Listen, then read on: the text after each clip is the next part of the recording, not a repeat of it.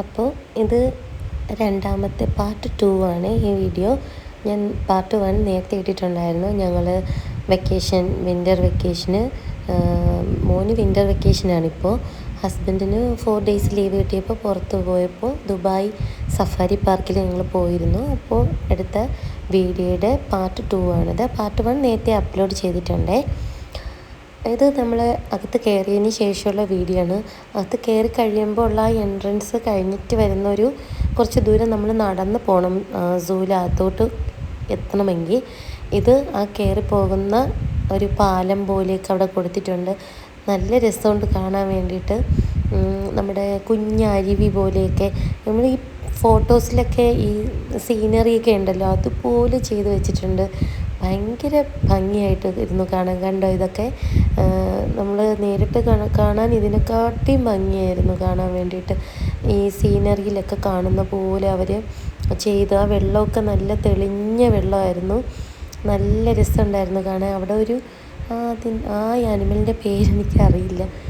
പിന്നെ അവിടെ നിന്ന് ഫോട്ടോയൊക്കെ എടുത്തിട്ടുണ്ടായിരുന്നു. പിന്നെ ഫ്ലമിഗോ, ഇതാ കാണുന്ന ആ ബേർഡിൻ്റെ പേര് ഫ്ലമിഗോ അങ്ങനെ എന്തോ ആണ് അത്. പിന്നെ അവിടെ ഇരുന്ന് കുറച്ച് വീഡിയോസ് നമ്മൾ എടുത്തിട്ടുണ്ടായിരുന്നു. അവിടെ ഒത്തിരി ആ ബേർഡ് നിൽപ്പുണ്ടായിരുന്നു.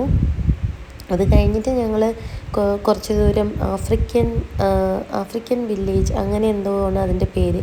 അതിനകത്തോട്ട് കയറുമ്പോൾ അവിടെ കുറച്ച് ഹോട്ടൽസും പിന്നെ കുറച്ച് നമുക്ക് വാഷ്റൂമും അങ്ങനെയൊക്കെ അവർ അറേഞ്ച് ചെയ്ത് വെച്ചിട്ടുണ്ട്.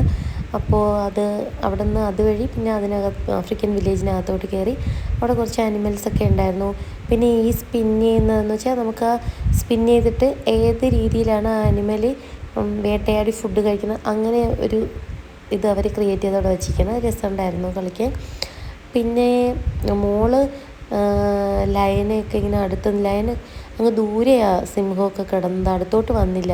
നമ്മളിവിടെ ഷാർജയിൽ സഫാരി പാർക്കിൽ പോയപ്പോൾ നമുക്ക് അടുത്ത് വെച്ച് ഇങ്ങനെ കാണാൻ പറ്റിയിട്ടുണ്ടായിരുന്നു.